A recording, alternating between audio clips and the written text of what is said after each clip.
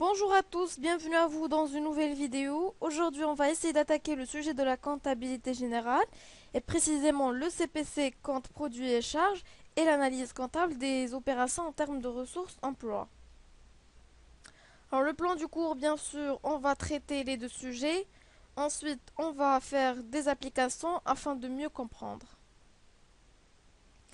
Alors pour l'analyse comptable des opérations en termes ressources emploi, bien avant, l'enregistrement comptable s'effectue en termes d'emploi et ressources, autrement dit l'origine de l'opération et comment elle a été utilisée. Nous avons dans un premier temps les ressources de financement. On entend bien sûr par ressources de financement les moyens qui ont permis la réalisation des opérations. Ensuite, nous avons les emplois des ressources de financement et par emploi, on désigne l'utilisation qui a été faite de ce moyen. Alors un exemple, achat de matières premières en espèces pour 20 000 dirhams. Alors bien sûr, qui dit espèce dit caisse. Alors on a la caisse qui représente une ressource.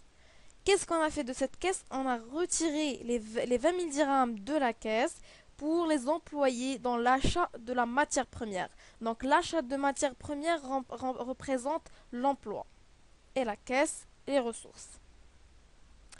Passons à une application. Alors, on a pour commencer son activité commerciale, le commerçant Mimoun a effectué les opérations suivantes. Vente de marchandises ayant coûté 3 000 dirhams pour un montant de 2 500, régler 1 500 dirhams par chèque, le reste à crédit. Alors, on a la vente de marchandises qui représente bien sûr une ressource. Normalement, elle devait être vendue à 3 000, mais elle a été vendue à 2 500. Donc, c'est une perte de 500 dirhams, on l'inscrit aux emplois. Ensuite, on a 1 500 dirhams qui a été réglé par chèque et qui dit chèque, bien sûr, dit banque. Donc la banque, 1 500. Le reste à crédit, alors à crédit, ça veut dire client. Ça veut dire le compte client. Donc client, 1 000 dirhams, on inscrit aux emplois. Alors on a retrait de la banque pour alimenter la caisse, 20 000 dirhams. Alors on a la banque comme étant une ressource. Qu'est-ce qu'on a fait de la banque? On a retiré les 20 000 dirhams, on a fait un retrait de 20 000 dirhams de la banque. Pourquoi? Pour alimenter la caisse. On a déposé les 20 000 dirhams dans la caisse. Donc la caisse représente les emplois. Alors on remarque depuis ce tableau que les ressources et les emplois montrent que la somme des emplois égale à la somme des ressources. Cette égalité est vérifiée aussi bien pour l'ensemble des opérations que pour chacune des opérations. En gros, l'égalité des ressources emploi traduit simplement le principe selon lequel toute ressource est nécessairement employée. Passons maintenant au cours du CPC, compte de produits et de charges.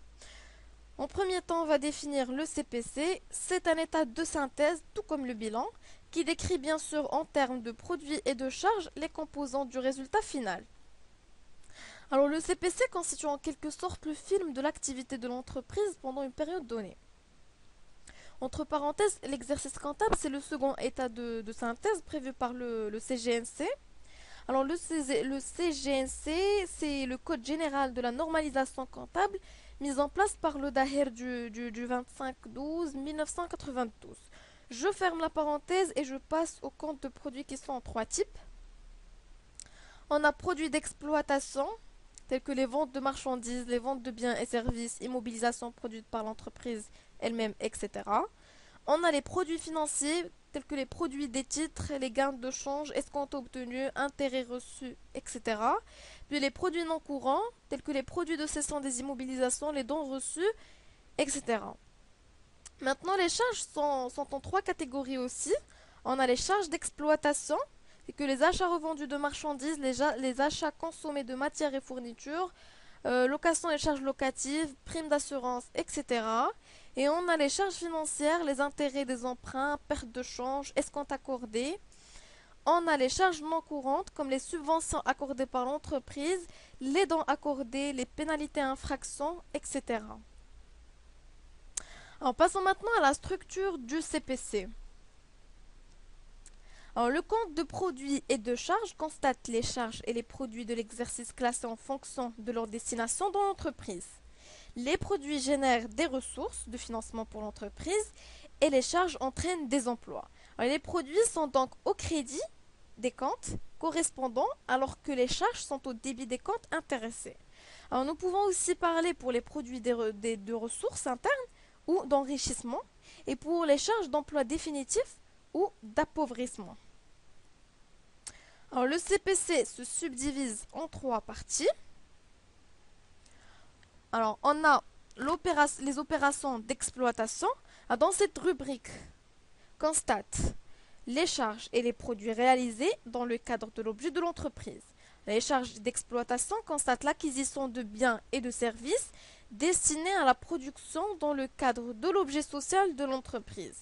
Les produits d'exploitation enregistrent les opérations effectuées pendant un exercice.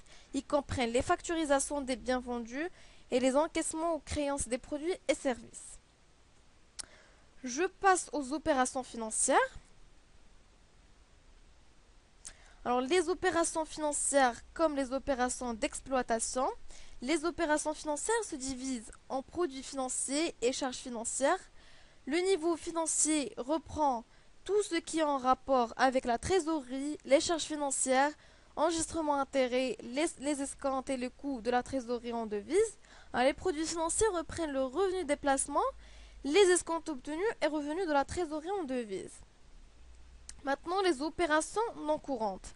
Alors, ils regroupent toutes les charges et tous les produits exceptionnels, bien sûr qui ne figurent ni dans les opérations d'exploitation, ni dans les opérations financières. Alors, les opérations non courantes sont divisées en trois.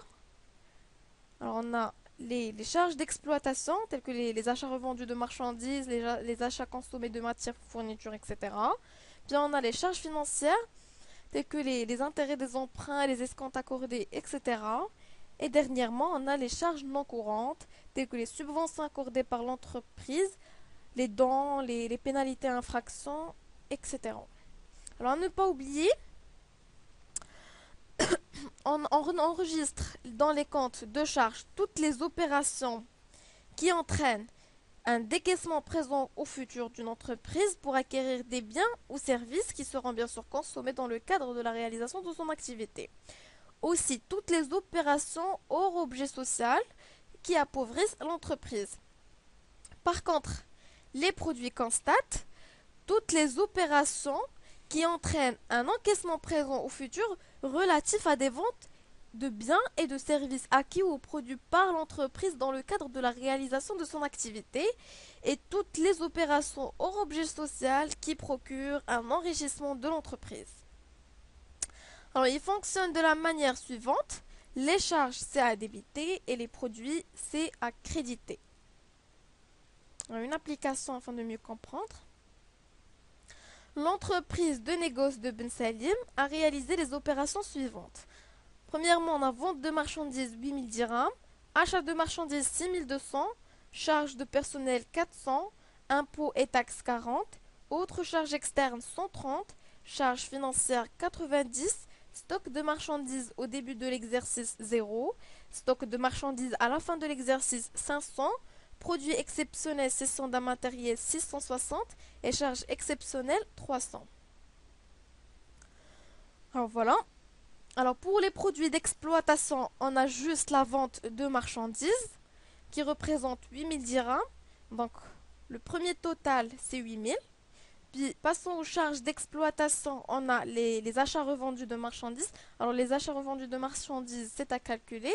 On met achat de la période plus stock initial moins le stock final qui nous donnera un résultat de 5700. Puis les autres charges externes, on a 130 dirhams, les impôts et taxes 40, charges de personnel 400. Total 2, c'est 6270. Alors le résultat d'exploitation, c'est total 1 moins total 2, qui nous donne un résultat de 1730. Alors pour les produits financiers, c'est 0. Charges financières, c'est 90. Le résultat financier, c'est produits financiers moins charges financières, qui nous donne un résultat de négatif de moins 90. Pour le résultat courant, c'est résultat d'exploitation plus résultat financier, qui nous donne un résultat de 1640. Les produits non courants, c'est 660, les charges non courantes, 300. Pour le résultat non courant, c'est produits non courants moins produits courants qui nous donne un résultat de 360. Ensuite, on a résultat avant impôt, c'est résultat courant plus résultat non courant qui nous donne un résultat de 2000 dirhams. Ensuite, les impôts sur le résultat qui ne figure pas dans l'exercice. Et résultat net d'impôt, c'est 2000 dirhams. Merci pour votre attention. J'espère que vous avez bien compris. Je vous dis à bientôt et à une nouvelle vidéo, Inch'Allah.